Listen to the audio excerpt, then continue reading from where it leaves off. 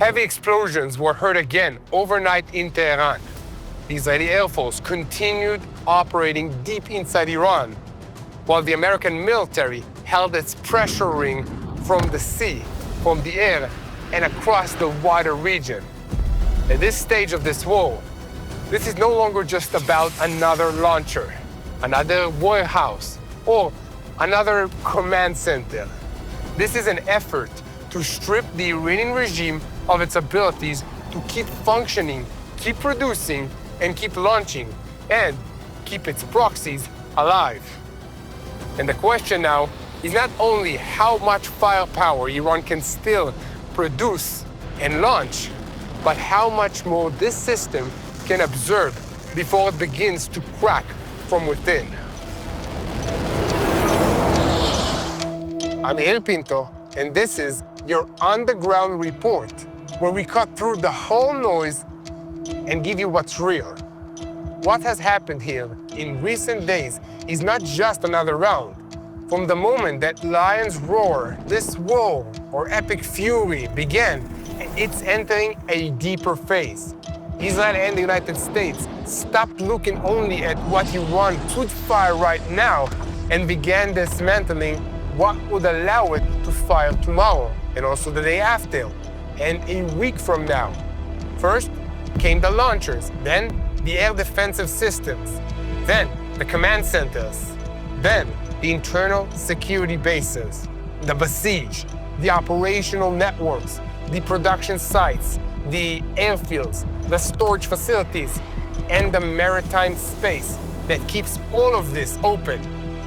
In the first days of this war, one of the main goals was to break Iran's ability to launch heavy barrages of missiles at a high pace. In Israel, there was a clear understanding that if that launch network was not choked up early, then Israel and the home front, basically the civilians of these countries, would be under attack and would be dragged into a routine of hundreds of launches every single day that will produce casualties in numbers that we can't even imagine. We saw launcher hunting in western Iran, strikes in underground facilities, and continuous tracking of anything that moved, operated, or engaged from closer to a launcher. Can be even the underground facilities that the launchers were stationed in. And as days passed, the picture started to become clearer. There is attrition. There is a decline in the pace. There are areas inside Iran that are no longer working, no longer able to create any kind of threats to Israel. Then the campaign moved up one level. The strikes no longer focused only on the single launcher. They moved to the whole system. I'm talking about production sites, emergency bases, internal repression headquarters, besieged compounds, infrastructure that keeps the region and this regime standing from inside. Airfields and operational spaces used not only by the Iranian Air Force, but by the forces that moves the weapons, money, and the terror that Tehran and their proxies across the Middle East are producing. One of the standout strikes was the hit on Merhabat, in the heart of Tehran, where aircrafts tied to the Quds forces and its regional transfer network were destroyed. That was not just a strike on the aircraft itself, it was a strike on an artery. Now, we need to stop on the other side of the picture, because Iran, as the pressure on it is growing, is firing more and more at civilian targets. As its regime and the systems are weakened, and it loses freedom of action in the air, at sea, and on land, and in the launch chain, it tries to hurt where it can still extract damage. Inside neighborhoods, inside cities, inside civilian areas, inside the ordinary lives of us, the Israeli civilians. That is why in these days, we are talking not only about brilliant operations deep inside Iran, but also about daily life under threat. safe rooms, shelters, running, tension, waiting, uncertainty. Israel has lived like this for years, but this wall sharpened it all over again. This is a small country. There is no real far away here. It does not matter where you are, if it's in Bet Shemesh, 20 minutes from here, if it's in Jerusalem, if it's in the center, in the north, or the south. The threat can reach you. And one of the things to remember is that Israel is also one of the only countries in the world that built civilian protection systems over the years, almost as part of itself. I'm talking about safe rooms in every single house. One room is a bomb shelter. In my house, it's my baby's room. There are protected safe spaces in buildings and also in neighborhoods. Not because it's convenient, but because it is a reality. But even that protection does not make life normal, because even when the home is protected, the heart is not. Even when the door closes, the fear does not always stay outside. And that is exactly what we saw in Bet Shemesh, a devastating direct hit. A scene that shook an entire community. 9 people were killed in that missile strike, and many more were wounded. Even with walls, even with procedures, even with defense systems, there are moments when war manages to break through. And this is where the big story of this war meets the human story that we are telling today. Because in the end, Iran's missiles and Hezbollah's missiles do not land only on targets. They land on communities, on homes, on children's rooms, on families who do not know whether the next night will end with a siren, an interception, or a direct hit. And this time, we're not going down to the line to meet the soldiers. We're going down to the human outcome of this war, to the families, to the children, to the people who were uprooted from their homes and thrown in a single moment into an emergency life. Here, in the hotel in Jerusalem, are families that were evacuated from Bet Shemesh after the deadly strike that shook an entire community. Families who, in a matter of seconds, had to understand that what remained, who was hurt, and how to leave their homes and enter a completely different reality of hallways, temporary rooms, suitcases, if they have anything left, and uncertainty. There are children here who saw too much, children who heard too much, and parents trying to hold themselves together so they can hold their children together as well and move forward. And this is where Shiloh Israel Children's Fund comes in. It works with children and with families dealing with trauma, with anxiety, terror, and serves the crisis exactly like this, where it's needed. Not on the level of a nice message, not as a slogan, but as real, professional, consistent, therapeutic work that understands that a child does not always know how to say what happened to them. Sometimes a child goes silent. Sometimes they fall apart. Sometimes they withdraw. Sometimes they're afraid to sleep. And sometimes they cling to an adult. And sometimes they look fine, while inside, everything is shaking. And here, we need to understand something deeper. Time does not always heal. Not for children, not after trauma, not when it comes to displacement, fear, loss, uncertainty, and the feeling that the world they knew collapsed all at once. That is why early intervention is so important. Not a month from now, not when things get, so to speak, quiet. Now, when the inner system is still shaking, when you need to reach the child and the family before the wound settles deeper. And this may be one of the most important points in this whole report, because our audience loves, and rightly so, loves to understand the operation, the aircraft, the names, the power, the strategy, what's happening. But war is not measured only in your ability to strike. It is also measured by your ability to protect the people living behind the lines, the children, the families, the emotional heart of our nation.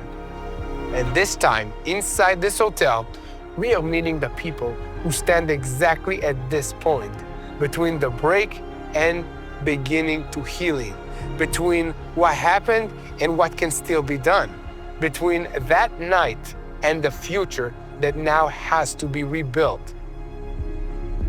Well, let's go to the hotel.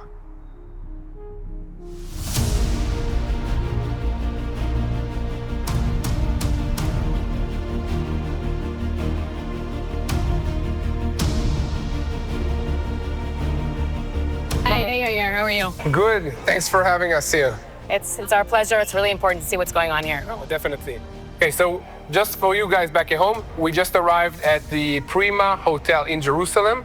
And today this hotel, in the last few days, I guess, has been housing the children and the families that were hit by a direct Iranian missile in right. Bet Shemesh. That's right. Yeah, we have about, there was actually about 600 people that were evacuated from their homes. In this hotel specifically, we have about 150 families staying with us. Okay, I want you to show me around to see right, what's happening. I'll show you Let's what's go. going on. So we're in the area that has, hotel has become like a school and a daycare for children, because obviously, as you know, when children are out of their homes for a long time, they need to be, doing something, they need to be kept busy. So we try to give them some semblance of life. There's a wide range from babies until 18-year-olds. So, we have to make small groups to, give them the, it's not like a full class, but it's, so we have about 85 children in this hotel. 85 children. Yeah. Wow. What do you see that is most needed to help with these children?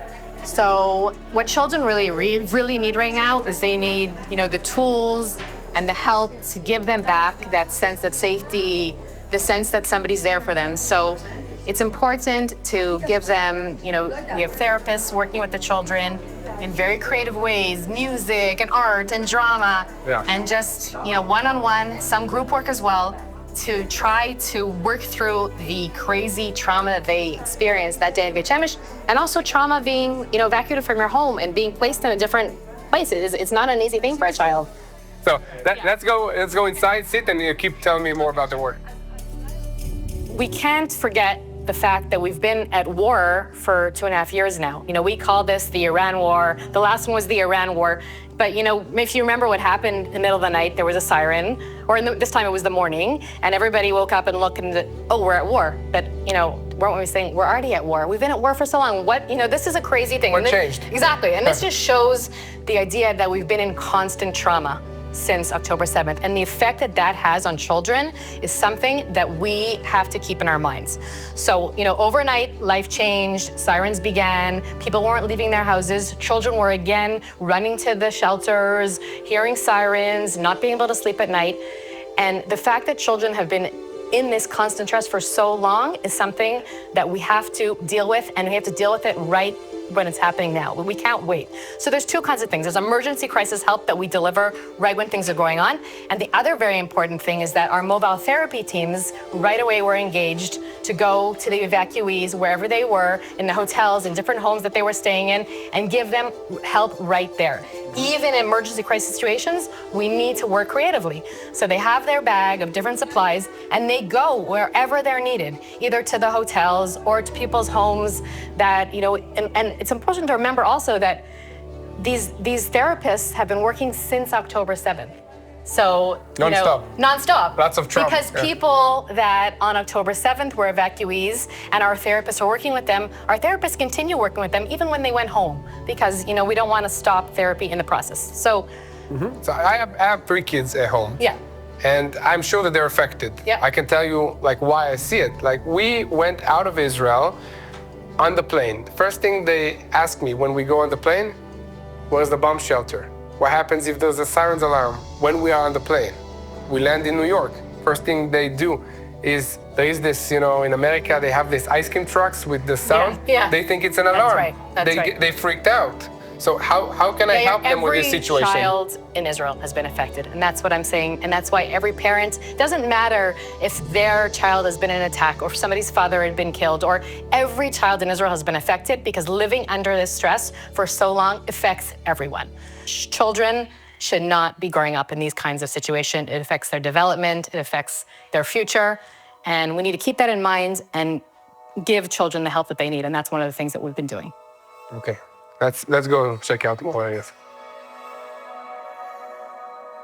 Yeah, this is Yaron. He's one of our therapists Yaron. that's Hi. working here. Pleased to meet you. Well, so can you explain what's the need in this situation? Well, the couple of needs. The first need, which is very important, is grounding, because people came from chaotic situation. Like what? Like in 1 second, their home was destroyed, and they were in shelters, and they were evacuated from the shelter and brought here to the hotel. But in 1 second, you lose everything. You lose your house, you lose your memories. Just imagine children who have they had their home and they had their special room. Everything became to be sand. Oh, wow. Very traumatic. Very traumatic. It's a big missile that hit their houses. Absolutely. The size of a bus. Absolutely. So they stay here in the hotel, and they have somehow to regulate their lives in order to have some grounding and some security. And that's why we do take therapy, and we help the families, the parents, the children, who of course suffer with a lot of anxiety, uncertainty. They don't know what's going to happen. They don't go to school. Some schooling has been done here, but they don't know where to go. And, it's like trauma. It's trauma. That's exactly what it is. Exactly. And the most important thing about trauma is you need to bring back from sense of non-control to a sense of control. I see. So now they're in total anxiety, total uncertainty, and what they need the most is an adult or a therapist that will ground them and will be with them, accompany them, of gaining a little bit of security. What is security? We have 3 circles. The cycle of routine, the cycle of communication, and the cycle of movement. These are the most anchoring cycle that we deal with. And how long does that take? Well, that's very, very difficult to say. It's complicated. It's very individual. Yeah. It's a reflection of the parent's attitude. If the parent itself is a total anxiety, so he or she transmit that to the child. I see. If the parent keeps serenity, then it reflects on the child itself. Right. Get it. Well, thank you so much for the help and for everything you're doing. Keep up the good work. Thank you so much.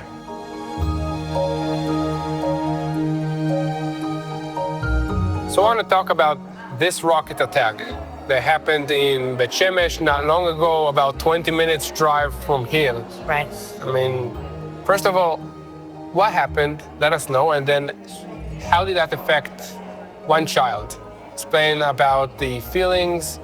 How did you receive this child? And what's the steps that you take immediately after a 1-ton ballistic missile falls and explodes your house or the bomb shelter that you're staying in? Just like all of us, when the sirens go, when the missiles fall, we're in a number of different places. We could be in our beds, we could be outside, we could be in the shower, you never know, right?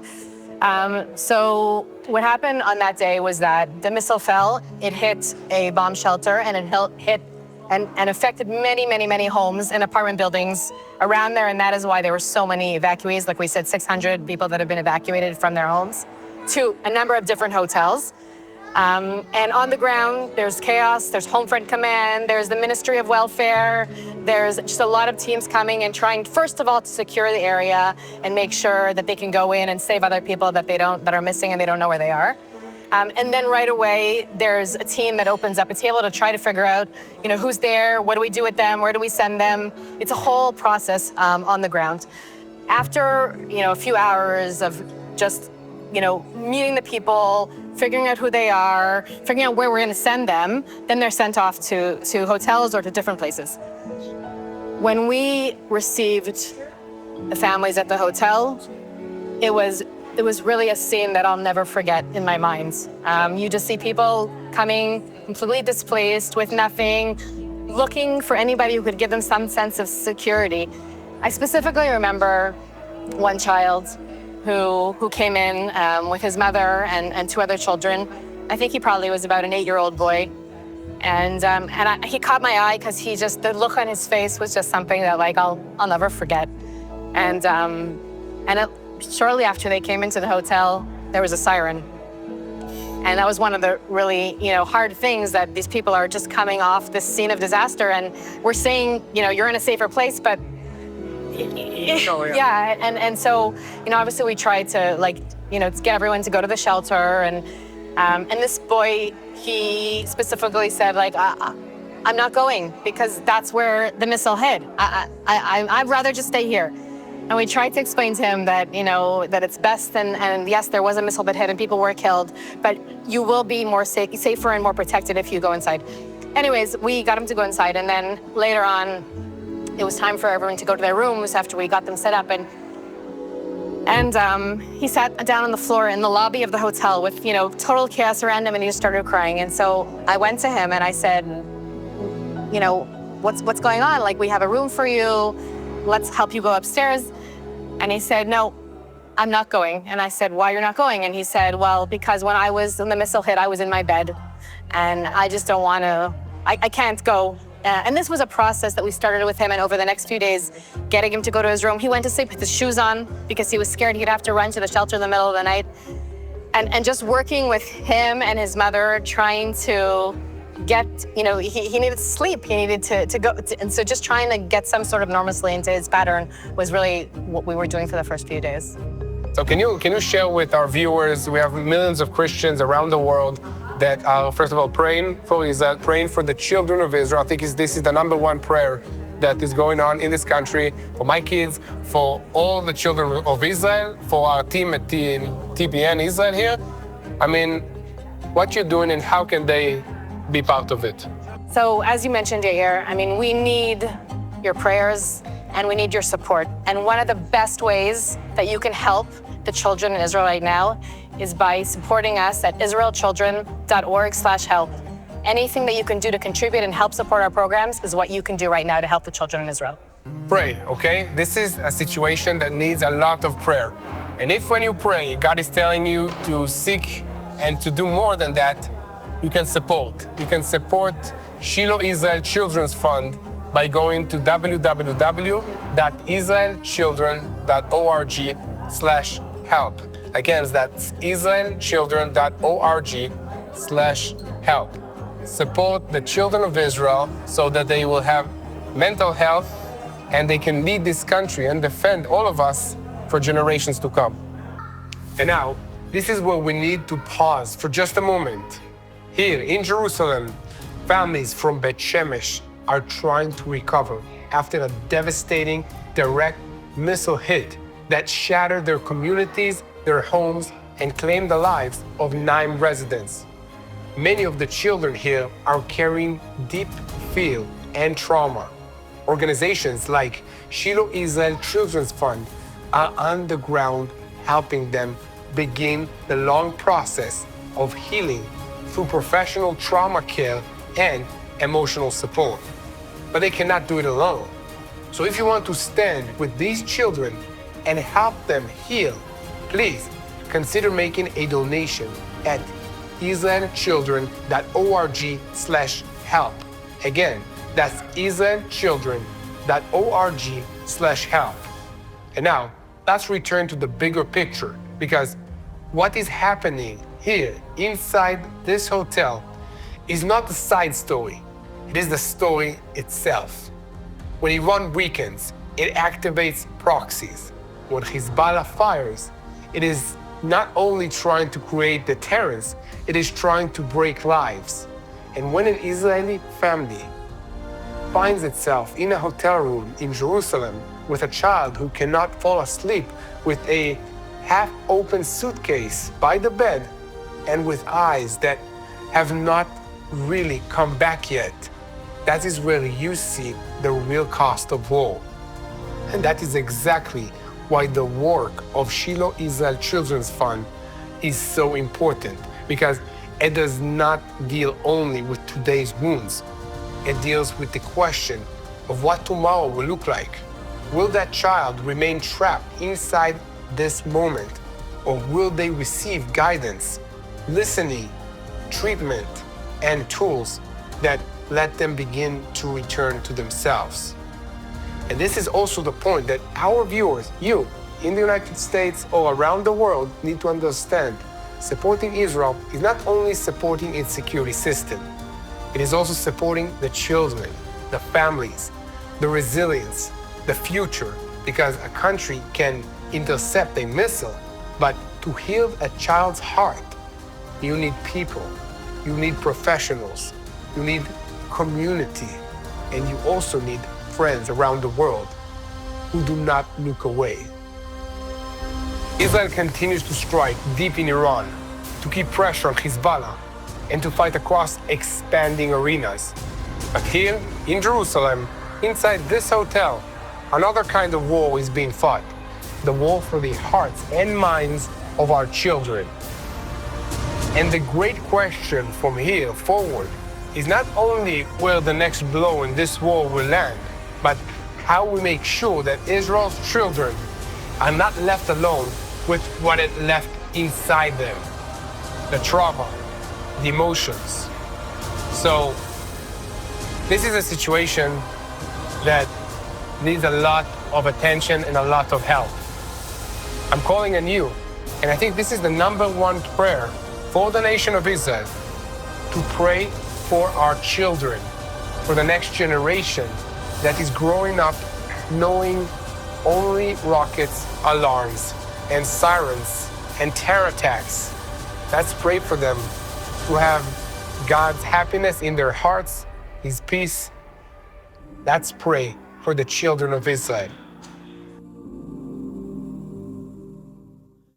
Hello, this is Mati here in Jerusalem with TBN Israel. This is Yair Pinto from TBN Israel here in Jerusalem. TBN Israel is keeping viewers informed with Israel-focused news, culture, and what God is doing in this land. Support TBN Israel today online at tbn.org/Israel. Thank you.